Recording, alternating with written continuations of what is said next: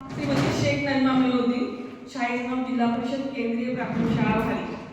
माझ्या कथेचा विषय आहे जे होतं ते सांगण्यासाठी. कथेचे लेखक हे अनंत आहे आणि ही कथा माझ्या आगामी तिसरं पुस्तक कथासंग्रह आहे, बोध कथासंग्रह. त्या कथासंग्रहातील ही संग्रहित कथा आहे, ती माझी नाही, ती अनामिक कथाकाराची आहे. तर एक विक्रमादित्य नावाचा राजा असतो आणि तो राजा आपल्या प्रजेची खूप काळजी घेत असतो. त्याच्या राजदरबारात एकदम व्यवस्थित चाललेलं असतं. पण त्या राजाच्या दरबारात एक सेनापती असतो. तो सेनापती त्याला एक सवय असते, काहीही घटना घडो, चांगली घडो किंवा वाईट घडो, तो नाही म्हणायचा जे झालं ते चांगलंच झालं. एक दिवशी अचानक एक आजोबा वृद्धावस्थेमध्ये आजारी असताना निधन झालं आणि राजदरबारात ही घटना समजली. लगेच सेनापती बोलला जे झालं ते चांगलंच झालं. त्याच्यानंतर दुसऱ्या दिवशी अशी घटना घडली की एक आजीबाई त्यांच्या 2 शेळ्या चोरी केल्या. ही घटना राजदरबारात आली की लगेच सेनापती आपल्या सवयीप्रमाणे म्हटला की जे झालं ते चांगलंच झालं. घटना कशीही घडो, पण त्या सेनापतीला एक सवय होती की जे झालं ते चांगलंच झालं. आता ह्या सवयीला सर्वजण कंटाळले होते, अगदी राजा सुद्धा. कारण म्हणतात ना, सवयीला काही औषध नसते, आदत को कोई दवाई नाही होती.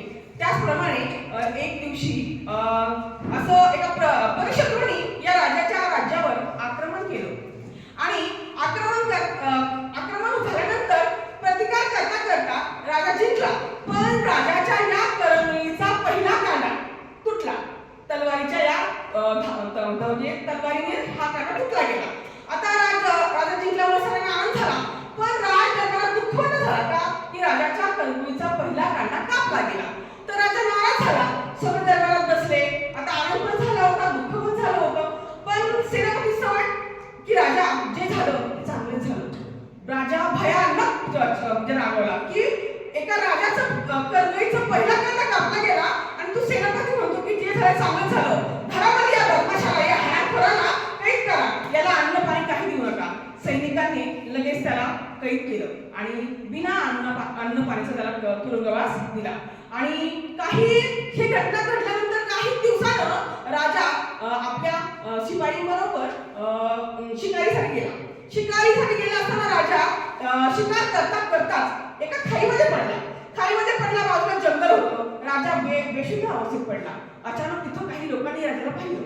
ते लोक हे दानवेश राजे होते, राक्षसी वृत्तीचे लोक होते, एकदम म्हणजे जंगली माणसं होते. त्यांनी राजाला कैद केलं आणि आपल्या वस्तीमध्ये घेऊन गेले. आता त्या पहाडी लोकांना, त्या रानटी लोकांना, राक्षसी लोकांना इतका आनंद झाला की आपल्याला एक शिकार मिळाली, आपल्याला एक बळी मिळाला. कारण त्यांच्याकडे अशी एक प्रथा होती की देवीला एक नर बळी द्यायचा आणि ते लोक एवढे आनंद झाले की आपल्याला शिकार घर बसला मिळाली. त्यांनी साखरडंगाने एकदम पॅक केलं, कैद केलं, ठेवलं आणि ठरल्याप्रमाणे दुसऱ्या दिवशी देवीला राजाचा बळी देणारच की राजाला पालथं पाडलं आणि तलवारीचा घाव त्याच्या नरड्यावर पडणारच इतक्या एक बाई ओरडली. म्हणजे अरे हा माणूस म्हणे चिरकाय, फाटकाय, तुटकाय, त्याच्या करंगळीला कांडा नाही. असा चिरका, फाटका, धोंगरा माणूस आपल्या देवीला नरबळी चालत नाही. त्या लोकांनी राजाला सोडून दिलं आणि राजा पळत दम छातत कसा राजवाड्यात आला आणि म्हणाला सेनापती कुठे आहे. सगळ्यांना म्हणजे आनंद झाला की हरवलेला राजा सापडलाय, आपला राजा सापडला. पण तो राजा कोणाला भेटायला तयारच नाही, पत्नीला नाही, मुलांना नाही, कुणाला नाही. राजा म्हणाला मला अगोदर सेनापतीला भेटायचं आहे. मग लगेच राजा सेनापतीच्या पायाजवळ जाऊन पडला, पाय धरले राजाने आणि राजा म्हणाला सेनापती तू जे बोलला होता ना ते अगदी खरं ठरलं. जे झालं किंवा जे होतं ते चांगल्यासाठीच होतं. कारण जर माझी करंगळी या कांड्यापासून वेगळी झाली नसती तर आज मी माझ्या महाराणीला, माझ्या राणीला, माझ्या राजकुमाराला म्हटलं असतो, आज माझा जीव गेला असता, आज मी मेलो असतो. पण करंगळी तुटली करंगळी असल्यामुळं मला आज जीवन परत मिळाले. या कथेचं शीर्षकच असं आहे की जे होतं चांगल्यासाठी.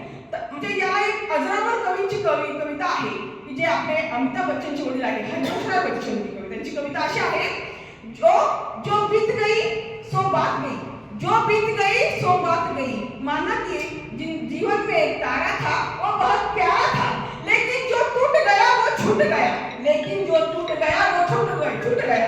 अंबर के उस आनंद को देखो कितने इसके त्याग